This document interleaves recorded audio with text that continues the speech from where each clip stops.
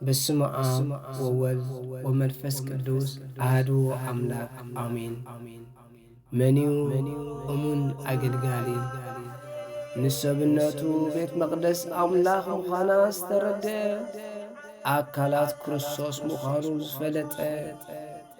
ንቤቱ ንካልእን ዘገልግል ብፍቕሪ ዝተመልአ ንቤቱ ንእሽተይ ቤት መቕደስ አምላኽ ዝገበረ መኒው እሙን አገልጋሊ መኒው ለስተውሃቦ ጸጋ ዘላለየ ብዝግባእ ተጠቀመ ዝዓለየ ንርኽሰትን ቅድስናን ዝፈለየ ካብ ዓለም ንቤት አምላኽ ዝሓረየ መኒው እሙን አገልጋሊ ሞጎስ ዝረኸበ ቅድሚ አምላኹ ዘፍረየ ብፍቕርን ትሕትናን ምኽሊቱ መኒው እሙን አገልጋሊ ክንምፍልላይ ምእካብ ዝፈቱ ኣብ ክሊ ጽልኢ ፍቕሪ ዝሕርየቱ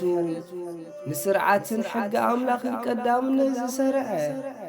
ብምፍልላይ ህዝቡ ተሰሚዕዎ ዝነበዐ ምእንቲ መጓስኡ ፋሓ ከይብላ ዋጋ ዝኸፈለ መኒው እሙን አገልጋሊ ስለ ገዛ ኣባጊዑ ዝሓልፍ ቅድሚኤን ናብ አምላኽ ክምለሳ ዝጽሊ ስልኤን ወትሩ ዝኣልም ክርኢ ሓድነትን ዝምህረን ዝኹስኩሰን ናብ መገዲ ሓቅን ጽድቅን ከብጽሐን ዘይዕርፍ ዘይሕለን ናብ ፈጣሪኤን መኒው እሙን አገልጋሊ መቕሊቱ ዘይቀበረ ከምቲ ሃካይ ሰብኣይ ንዝተዋሃቦ ጸጋ ዕጽፊ ዝመላሳይ መኒው እሙን አገልጋላይ ወትሩ ትጉህ ኩሉ ጊዜ እሙን ድሕር ዘይብል ንሓቅን ንጽድቅን ንኣምላኹ ዝሰርዐ ቅድሚ ኩሉ ሕጊ ኣምላኹ ዝገብር መምዘኒ ናይ ኩሉ ንቕልዲ ዓለም ቅድሚ ኩነስ ዘቕለበሉ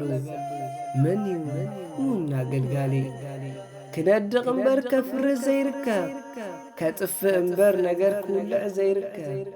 ንግብሪ ዲያብሎስ ብቓል አምላኽ ዘፍርስ ንዝሓዘነ ህዝቡ ዘጸናንዕ ስለ መጓስኡ ዝጽሊ ዝነብዕ መኒው እሙን አገልጋሊ ሰብ ከጣቕዓሉ ፈጺሙ ዘይሰክር ንእግዚአብሔር ሕጉን ቀዳምነት ዝገብር ንምሕጓስ ሰብ ኢሉ ዘይዓይ ንምሕጓስ አምላኽ እምበር ካብ ንሰብ ምእዛዝ ንአምላኽ ምእዛዝ ቀዳምነት ዝሰርዐ ንግብሪ ኪደቱ ብሕጊ አምላኽ ዝረክዐ መኒው እሙን አገልጋሊ ዘጸናንዕን ህዝቡ ኣብ ጊዜ ስደቱ ፋሒሉ ኸይጠፍእ ለቢቡ ንኽነብር ሙሴ ዝኾኖ ንህዝቡ ካብ ማዕበል ኃጢአት መግዛእቲ ዘውፅኦ ነህምያ ዝኾኖ ቤት መቕደስ ዝሃንጸሉ ምስ አምላኹ ዝራኸበሉ ካህን እዝራ ዝኾኖ ሕጊ አምላኽ ዝምህር ንህዝቡ ክንዮ ህንፃ ቤተ ክርስቲያን ህንፃ ኣእምሮ ምእመናን ዘተኩር ንመባእን ዕሽርን ብንስሓ ዝዕይር መኒው እሙን አገልጋሊ እምበኣር እዚእቱ እሙን አገልጋሊ ፍቕሪ ዝልማዱ ይቕረ ዝባህሉ ናይ ክርስቶስ እሙን አገልጋሊ መቕሊቱ ብዕጽፊ ዘፍሪ ሞጎስ ዝረኸበ በትልዑል ፈጣሪ እዚ እምበኣር እዩ እቲ እሙን አገልጋሊ መቕሊቱ ዘይቀባሪ ወስብሐት ለእግዚአብሔር ወለወላዲቱ ድንግል ወለመስቀሉ ክቡር አሜን። ጸጋ ጎይታናን መድኃኒናን ኢየሱስ ክርስቶስ ፍቕሪ አምላኽ ሕብረት መንፈስ ቅዱስ ምስ ኩልና ይኹን። እሙናት አገልገልቲ ኾይንና ክርከብ ኣብ ቅድሚ አምላኽና ኣብ ቅድሚ ሰብን እግዚአብሔር ቅዱስ ፍቓዱ ይኹነልና አሜን።